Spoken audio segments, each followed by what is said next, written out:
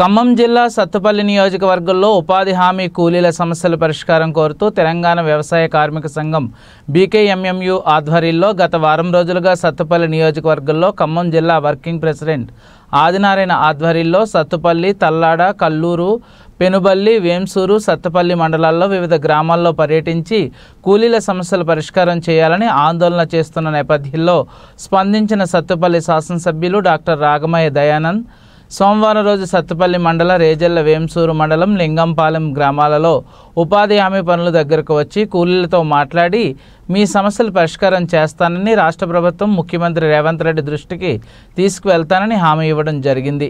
అందుకు సత్తుపల్లి నియోజకవర్గ ఉపాధి హామీ కూలీల పక్షాన భారత కమ్యూనిస్ట్ పార్టీ సిపిఐ పక్షాన తెలంగాణ వ్యవసాయ కార్మిక సంఘం బీకేఎంయు పక్షాన ప్రత్యేకమైన కృతజ్ఞతలు తెలిపారు. ఈ కార్యక్రమంలో ఉపాధి హామీ కార్మికులు పెద్ద ఎత్తున పాల్గొన్నారు. మీ పనులు, మీ ఇబ్బందులు, మీ సమస్యలు ఏంటి తెలుసుకోవడానికి వచ్చారు. మీరందరూ కూడా గమనించాల్సిన విషయం ఏంటంటే అసలు ఈ ఉపాధి హామీ పథకం ఎందుకు వచ్చింది అనే విషయాన్ని ఒక్క నిమిషంలో మీకు చెప్పడానికి నేను ప్రయత్నం చేస్తాను. ఇవాళ వ్యవసాయంలో యాంత్రీకరణ వచ్చింది, వరి కోత మిషన్లు వచ్చింది. ఇంతకుముందు కోత, కట్టేత, నురుపుడు ఇలాంటి పనులు ఉండేవి. కానీ ఈరోజు యాంత్రీకరణ వచ్చిన తర్వాత ఈ దేశంలో ఉన్నటువంటి కూలీలకు పనులు లేకపోవడం వల్ల ఇబ్బంది పడుతూ ఉన్నారు. వాళ్ళ కుటుంబాలు గడవడం కష్టంగా ఉంది.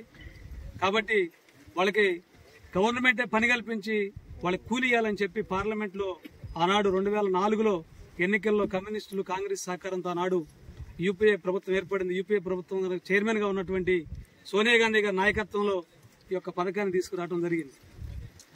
కాబట్టి దయచేసి మీ అందరూ చెప్పే మాట ఏంటంటే ఇవాళ ఈ యొక్క పథకానికి ఆనాడే 80,000 కోట్ల రూపాయల డబ్బులు కేటాయించారు.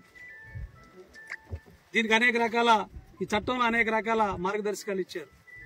పని అడిగినటువంటి 15 రోజులకు పని ఇవ్వాలి, ఇవ్వకపోతే రోజుకి 100 రూపాయలు ఊరికినే ఇవ్వాలి. చట్టం ఇది. కూలి చేసిన తర్వాత వారం రోజుల్లో డబ్బులు ఇవ్వాలి. కానీ ఈరోజు ఇదంతా కూడా అటుదిట్టిదై మారే. ఎందుకు అంటే ఇవాళ ప్రభుత్వాలు మారినాయి. కేంద్రంలో ఉన్నటువంటి మోడీ ప్రభుత్వం అసలు ఈ పన్నే తీసేయడం కోసం ఇప్పుడు ప్రయత్నం చేస్తుంది. గమనించాలి మీరందరూ. కేంద్రంలో ఉన్నటువంటి నరేంద్ర మోడీ ప్రభుత్వం ఈ ఉపాధి హామీ పథకానికి 3 లక్షల కోట్లు కేటాయించాలంటే ఈ భారతదేశంలో 25 కోట్ల మంది కూలీలు పనిచేస్తా ఉన్నారు. 3 లక్షల కోట్లు డబ్బులు ఇవ్వాలి మన బడ్జెట్ లో మనకి. కానీ కేవలం 60,000 కోట్లు ఇచ్చారు. అవి కూడా నిధులు మాత్రం పేపర్ మీద ఇచ్చారు తప్ప డబ్బులు కేటాయించి ఇవాళ అందుకే మనకు డబ్బులు రావట్లే. 2 నెలలు అవుతుంది పని చేయబట్టి. మీరు అవునా కదా? డబ్బులు వచ్చినాయా? రావు. ఇంతకుముందు గడపలకి రోజు 10 రూపాయలు ఇచ్చేవాళ్ళు సరిపించుకోవడానికి.